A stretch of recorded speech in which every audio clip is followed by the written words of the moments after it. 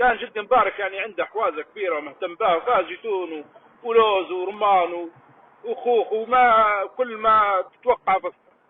لكن بعد وفاته رحمه الله عليه ما عاد حد اهتم بالحوازه وما عاد دورها، وكان يميل فيها ديما وكان يعني مهتم بها. فقال لما جت للحوازه شافت وضع الحوازه وجحها الوضع يعني، وقالت القصيده هذه. قلت لها حلوه كانت بما لها، طبعا تخاطب الحوازه هي وتخاطب الزيتونه والنخله الوالده رحمه الله عليها ورحمه الله عليهم اجمعين.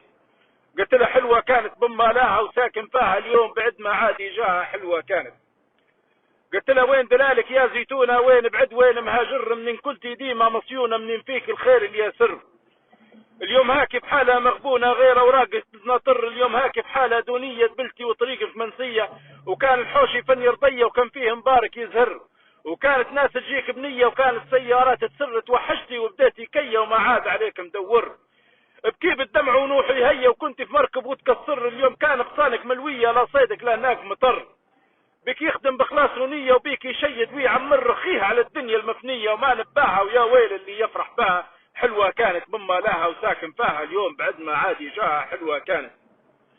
الزيتونة قالت من كان حدايا جيران، وكانت قدرية وعلي وناس يدباها للضان وواحد للتاني يمشي، وفي ظل يجلسوا ضيفان تلت لباسها للحولية، وكنت نزودهم بغصان وما يحسوا صادق قبلي.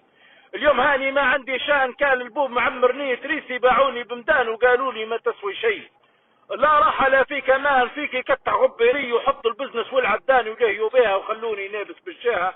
حلوه كانت بما لها وساكن فيها اليوم بعدنا عادي جاها حلوه كانت.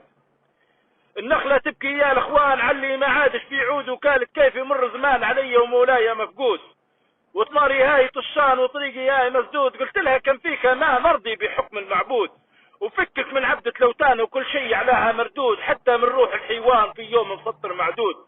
يوم الما ينفع لبان يوم الشاهد والمشهود، ويطلع خاتم لي الاديان ويشفع فيها، ولما ترجع لي عطاها. حلوه كانت بما لها وساكن فيها اليوم بعد ما عادي جاها حلوه كانت.